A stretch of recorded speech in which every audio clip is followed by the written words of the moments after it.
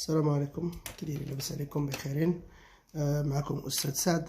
دونك أول حاجة كنتمنى تكونوا بخير وعلى خير.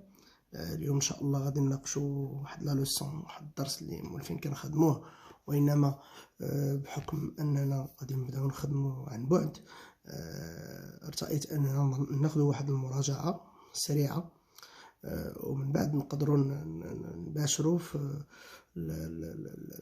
التحليل الأدبي ديال القصة ديال لو dernier jour d'un condamné. Donc j'espère que vous allez très bien. Avec vous, votre professeur Sad. Je vais aujourd'hui discuter avec vous les figures de style. On va essayer de faire un petit rappel. Comme vous le savez très bien, nous avons déjà commencé la leçon. Nous avons vu pas mal de figures de style. Et aujourd'hui, comme je viens de vous dire, nous allons seulement effectuer un petit rappel. Comme ça, vous allez être encore une fois dans le bain et on va essayer par la suite d'entamer les autres leçons. Donc, comme je vous l'ai déjà dit, on va commencer par les figures de style. Donc, qui dit figure de style parle d'un certain procédé littéraire utilisé par les écrivains pour rendre leur texte plus attirant, plus attrayant.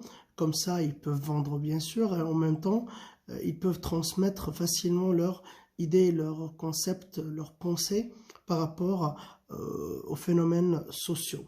Donc, nous étions en train d'étudier le dernier jour d'un condamné avant qu'on arrête les leçons dans notre école bien aimée. Donc nous allons reprendre par rapport aux figures de style, et vous savez très bien qu'il y a, je dirais, 5 catégories de figures de style. Les figures d'analogie, les figures d'opposition,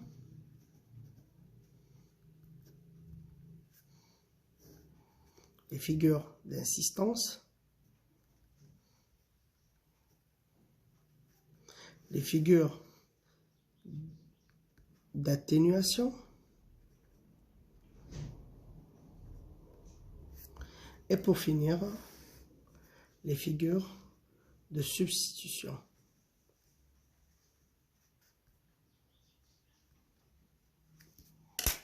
Donc, dans la première catégorie, vous le savez très bien que dans les figures d'analogie, on trouve la fameuse comparaison, la métaphore, la personnification,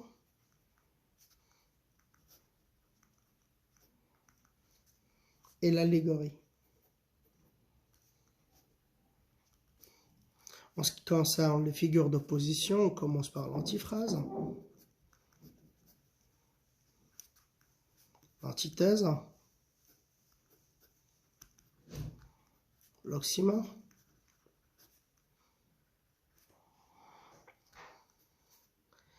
et le chiasme.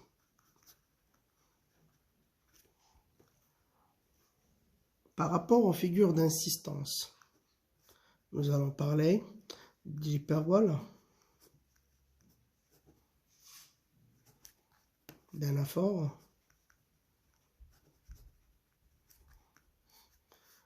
de gradation, de répétition, je dirais la répétition, l'énumération,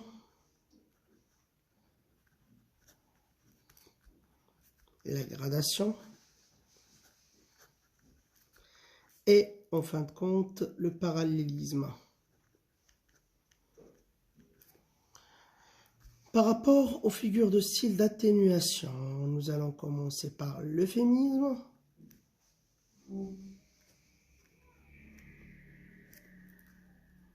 la litote,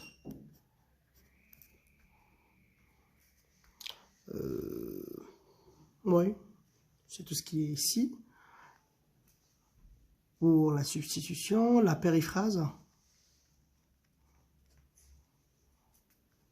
la métonymie et la synecdoque. Donc, voici les différentes figures de style que vous avez au programme cette année.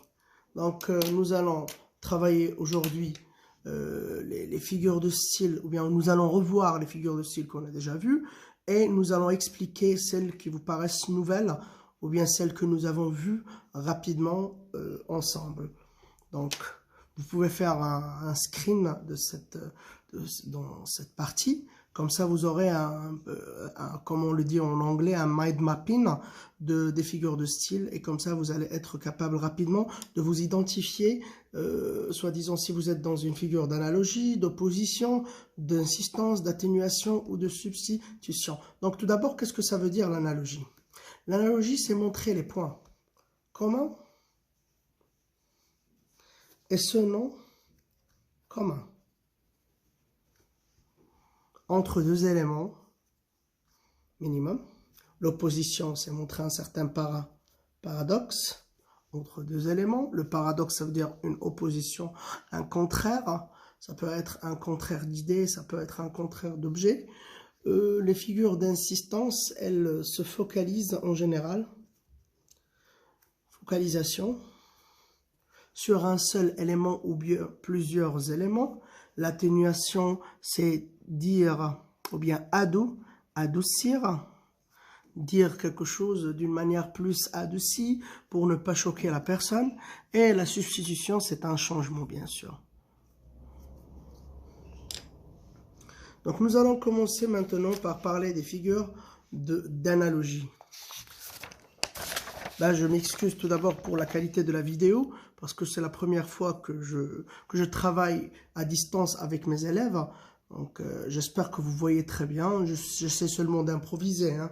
Donc, les figures d'analogie.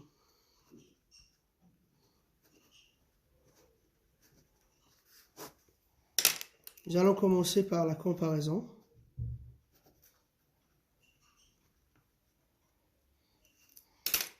Je vais essayer de ne pas trop parler parce qu'il y a des choses qui sont très simples à retenir. C'est pas la peine de trop revenir là-dessus. La comparaison, c'est une figure de style qui a comme objectif premier de montrer le point commun ou bien non commun entre deux éléments, faire un rapprochement entre deux éléments. Donc le comparer et le comparant. Et bien sûr, entre eux, il y a ce qu'on appelle un outil comparatif. Les outils comparatifs sont tels que comme, tel, pareil à, semblable à, ressembler à, on dirait, on aurait dit, etc. Pareil à, semblable à, etc., etc. Je vais prendre un exemple, bien sûr. Ali, mon comparé, est comme un renard. Donc, j'ai comparé Ali et à un renard. Bien sûr, le renard, vous savez très bien qu'il est rusé. Donc, Ali est tel un renard, il est bien sûr rusé. On passe maintenant à la figure de style de la métaphore qui ressemble bien sûr à la comparaison. Je dirais c'est une comparaison carrément, mais sans outil comparatif. Ici, c'est le signe moins. Ça veut dire quoi? C'est un comparé plus un outil comparatif plus un comparant moins l'outil comparatif. Ça veut dire on va enlever les deux éléments opposés et nous aurons un comparé plus un comparant. Bien sûr, si vous retournez sur la même phrase d'avant, et si on essaie d'appliquer cette règle, comparer, comparant, on va enlever l'outil comparatif et ça va nous donner une métaphore. Ali est un renard. Ali est un renard. Bien sûr, on compare toujours la ruse. Il est rusé, Ali. Ali est rusé. Bon, c'est en ce qui concerne la métaphore, la comparaison. Ce sont deux figures de style qui se ressemblent. Je vais passer maintenant à la personnification.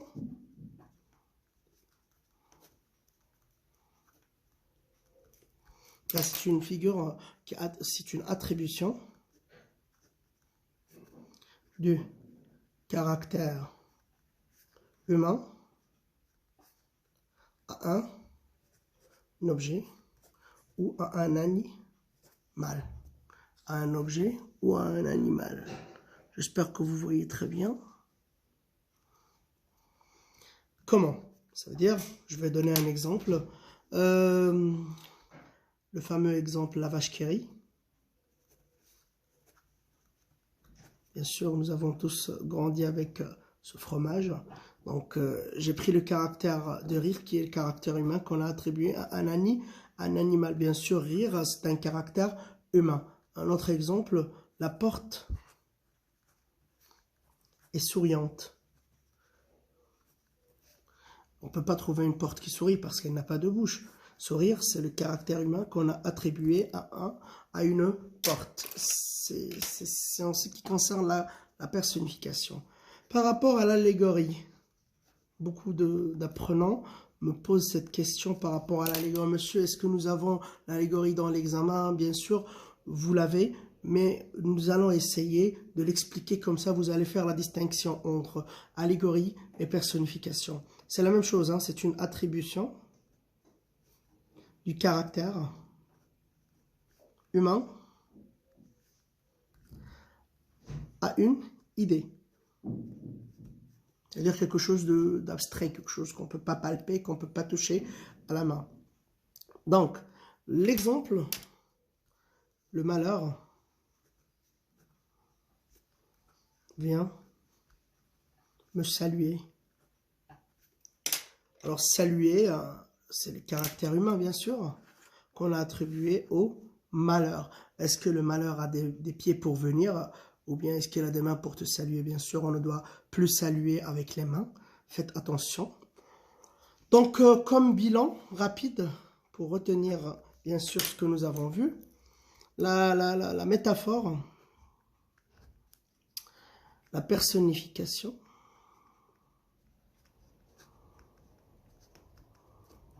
et l'allégorie. La comparaison. Donc la métaphore et la comparaison se ressemblent et la personnification et l'allégorie se ressemblent, certes. Mais on peut faire un petit schéma récapitulatif. Donc lorsque, bon, pour essayer de se rappeler un peu de ces figures de style et les identifier facilement. Lorsque l'homme donne son caractère à un objet ou à un animal, on dit que c'est une personnification, ça c'est clair. Lorsque l'homme, encore une fois, donne son caractère aux idées, c'est une allégorie. Par contre, lorsque c'est les objets et les animaux qui donnent leur caractère à l'homme, on peut dire que c'est une métaphore. C'est de là où vient la chosification. Chosifier, c'est prendre le caractère d'un objet et le donner à un homme. Donc, c'est par rapport aux figures d'analogie. J'espère que vous voyez très bien que c'est clair. Oui, vous voyez.